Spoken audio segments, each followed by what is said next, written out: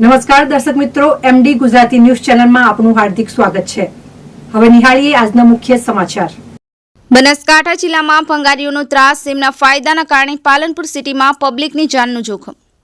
વધુ વિગત જોઈએ તો બનાસકાંઠા જિલ્લાના પાલનપુર શહેરમાં માલણ દરવાજાથી રામપુરા ચોકડી જવાના માર્ગ પર આવેલ રાજીવ આવાસ યોજનાના ફ્લેટમાં આશરે 240 જેટલા મકાનો આવેલા છે, જેમાં આશરે 2500 થી 3000 લોકો રહે છે। તારીખ 23/5/2024ના રોજ આશરે 4:30 થી 5 વાગ્યા વચ્ચે આવાસ યોજનાના ફ્લેટની બાજુમાં આવેલ ભંગારની લાઠીમાંથી ઝેરી ગેસનો બાટલો બ્લાસ્ટ થતા અંદાજિત 82 જેટલા લોકોને શ્વાસ રૂંધાવ્યો, છાતીમાં દુખાવો થવો, માથામાં દુખાવો થવો અને ઉલટીઓ ચાલુ થઈ ગઈ હતી, જેમાંથી આશરે 82 જેટલા નાના મોટા લોકોને સારવાર અર્થે 108 દ્વારા પાલનપુર સિવિલ હોસ્પિટલ ખાતે ખસેડવામાં આવ્યા હતા, જ્યારે સરકારી ફ્લેટના બાજુમાં આવેલ નાના મોટા અનેક છોડો પણ બળી ગયા હતા।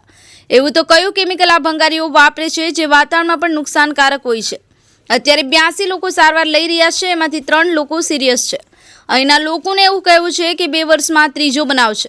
પહેલા પણ ભંગારની લાઠીમાં આગ લાગી હતી, તો પાલનપુર કલેક્ટર શ્રીને અને મામલતદાર સાહેબ શ્રીને અમારી વિનંતી છે, અમે રહીએ છીએ ત્યાં રાજીવ આવાસ યોજનાના ફ્લેટના બાજુમાં બિનકાયદેસર ગોચરની જમીનમાં ભંગારના ગોડાઉન ખોલ્યા છે, એ તાત્કાલિક ખાલી કરાવવા અને રાજુ ભંગારી વિરુદ્ધ કાયદેસરની કાર્યવાહી કરવી।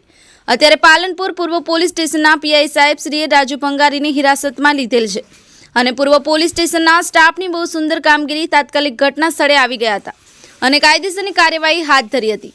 પણ જો અત્યારે કોઈને જાનહાનિ થશે તો એની જવાબદારી આ ભંગારીઓની રહેશે। બાજુમાં અબરાર શેખ વોર્ડ નંબર 4ના સભ્ય, તેની પણ ભંગારની લાઠી છે।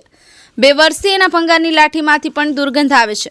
અમારી સરકારને પણ વિનંતી છે કે બિનકાયદેસર પાલનપુર સિટીમાં ભંગારની લાઠીઓ ચાલે છે એ તાત્કાલિક ધોરણે બંધ કરાવે એવી અમારી ઉગ્ર માંગ છે। Bureau chief Anwar Khan, MD news Gujarati, Palanpur. ठीक है बराबर ने त्योहार પછી બોક્સો બધા હાલ બહાર જમજમ આગળ ત્યાં આગળ ભાઈ આવું કોઈ બનાવ જેવો હજી લોકો તપાસ થઈ નહીં, ખબર નહીં કે શું થયું એ ખબર નહીં થાય, તો મહેરબાની કરીને હાથ જોડવામાં આવે કે આ તપાસ કરે અને તપાસ ચાલુ કરે। બેઠા 25 થી 30 જણા બેઠા હતા બીજી વાત ઉપર ચર્ચા કરવા માટે। એ વખતે અવાજ એવો આવ્યો કે બાટલો જાણે લીકેજ થતો ને એવો સનસાટ કરીને પછી હવા આવી કે પબ્લિક બધી નીચે શ્વાસ રોકતી બધી બહાર ગઈ, તે પછી એમ્બ્યુલન્સ આવી ગઈ। અત્યારે બધા સિવિલમાં છે। ઘરમાં હુર્યા હતા। આપનું નામ શું બેન? મીનાબેન। અમે બધા ઘરમાં હુર્યા હતા। અહીંયા બધા કોઈ બહાર નહોતું। અહીંયા અમને સમાધિ ચાલુ હતી, એકદમ ધડાકાનો અવાજ આવ્યો, એના ચડી એકદમ આમ ગેસ જેવી ગંધ એવી આવી ને, અહીંયા કેમિકલની બહુ ગંધ આવી। તો અહીંયા જે નાના છોકરા હતા, બૈરા હતા, એકદમ કોસીને ઉલટી ચાલુ થઈ ગઈ। પછી અમે એમ્બ્યુલન્સનો ફોન કર્યો, એમ્બ્યુલન્સ આવી 3-4 એક હાથે આવી અને બધાને લઈ ગઈ, અને હાલે પણ હવાના હાથે ગંધ આવે જ જાય। એટલે કઈ બાજુ બેન તમને શું કોઈ શખ્સ કઈ બાજુ આવે છે? અમને એવું લાગે કે આ લાઠીઓ હી એના મોય કદાચ કોઈ એવો માલ આવી ગયો હોય, કશું બાટલો લીકેજ થયો હોય। શેની લાઠીઓ છે એ ખબર નહીં સર। લાઠીઓ શેની છે તમને? બંગાળની લાઠી। હા, અને અહીંયા ઘણા વર્ષોથી કચરો હડ એના। કેટલા છોકરા દાખલ?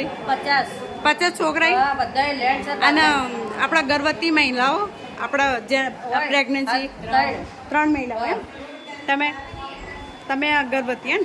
તો તમારો કયો મહિનો ચાલે અત્યારે? 3રો મહિનો ચાલે એમ? તો તમને શું તકલીફ થઈ હતી? આમ શ્વાસ લેવામાં તકલીફ થાય ને એમ?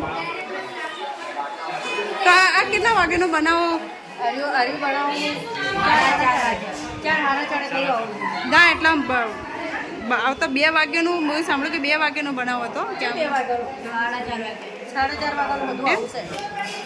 આ જે પાછળ પેલું રહ્યું ને, પેલું ભંગાર વાળું, ત્યાંથી જ બધું ઉડીને આવ્યું મેડમ, અને ત્યાં હતા ને ત્યાંથી જ ઉડીને આવ્યું ને પાછળ અમારી બિલ્ડિંગ રહી ને ભંગારના પાછળ જ। અને બીજું કે આપણી સોસાયટીને કેટલા, અને આખી સોસાયટીના આખા ફલેટોના અને હાથુની માનો અમને બી મોટા લોકો બી દાખલ થયા, અને હાલમાં અત્યારે મેડમ અમને બી તમને જે વસ્તુ અમારા બચ્ચા મૂકીને અમે બી દાખલ થવાનું થઈ ગઈ। બાળકો મોટા બધા આખા બિલ્ડિંગ વાળા બધા લોકો આખો બ્લોક અમારો અત્યારે સીલ મરાવડાવે છે। અમારી બિલ્ડિંગ પોતે સીલ મરાવડાવે છે।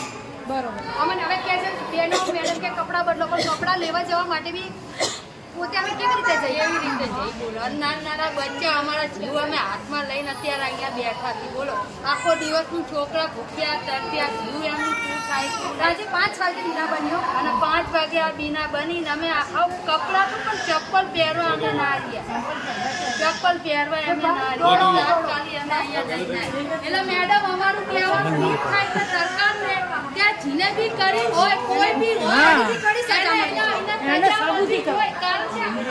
આટલા નાના બચ્ચાનો જીવ જતો આનું કોણ જિમ્મેદારી લે અમે ઈ ફ્લેટના અંદર અમે કેટલા 1000 થી 5000 માણસો અમે રહી હતી તો સરકારને અમારે ઈ જ કહેવાનું થાય છે કે